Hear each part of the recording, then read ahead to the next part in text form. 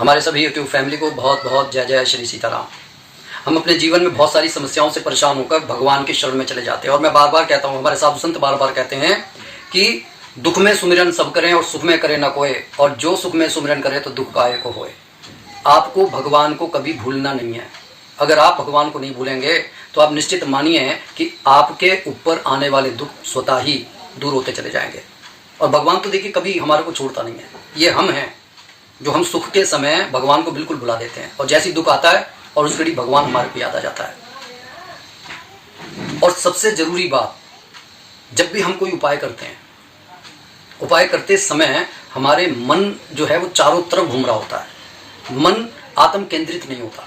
इसलिए कोई भी उपाय करने से पहले आपको एक सजगता, एक सतर्कता की आवश्यकता होती है। अपने मन के अंदर झांकने की आवश्यकता होती है कि कोई भी बुरा विचार जो उठ रहा है वो उठे नहीं।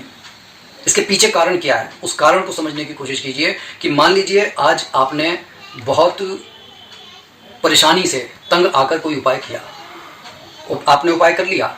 अब आप 24 घंटे अगर आप उस पॉजिटिव एनर्जी में नहीं रह रहे, आप नेगेटिव एनर्जी बार बार आपको अपनी तरफ खींच रही है, तो जब आपने 15 मिनट किसी भी भगवान का आपने नाम ले लिया, हनुमान जी का नाम ले लिया, और उसके बाद में आप उठे और नेगेटिव एनर्जी आपको खींच रही है, अब पॉजिटिव एनर्जी जो आपने उठाई है और नेगेटिव एनर्जी आपको खींच रही है, उससे होगा क्या? बुरे विचार जो आपके मन में आ रहे हैं वो जल्दी एग्जीक्यूट होने लगेंगे। आपने कई बार देखा होगा कि लोग बहुत पूजा पाठ कर रहे हैं लेकिन उनका किसी का एक्सीडेंट हो गया, किसी को कोई और शत्रु की परेशानी होगी, या फिर कई लोग कहते हैं कि भैया हमारे तो नाते रिश्तेदार बिगड़ने लगे। कारण क्या है कि वो 24 घंटे, क्योंकि देखिए एक उपाय को एग्जीक्यूट करने के लिए कम से कम 24 घंटे का तो आपको श्रम होगा, 24 से लेकर 72 घंटे का।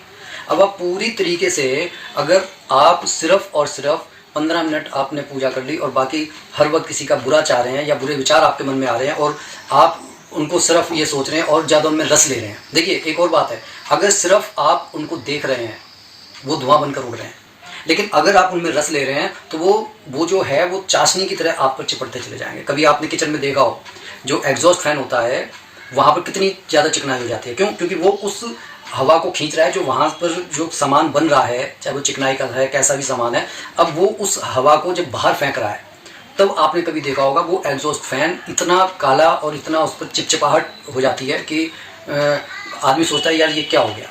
वो साफ करना आसान काम नहीं होता। बिल्कुल उसी तरीके से हमारा जो मन है वो जब रस लेने लगता है, जिस चीज़ को बाहर निकल जाना चाहिए, जिस चीज़ के बारे में ज़्यादा सोचना नहीं चाहिए, उस चीज़ को हम अपने अंदर चिपका लेते हैं। और चिपकने के बाद में ये आत्मा इतनी भारी हो जाती है कि हम उस आत्मा के सौंदर्य को देख ही नहीं पाते। सिर्फ और सिर्फ हमारे को ये दिखाई देता है कि विषयों का स्वाद, और उसके अंदर झूठ, लालच, ईर्ष्या, ये सब चीज़ें उसके अंदर मिल जाती हैं।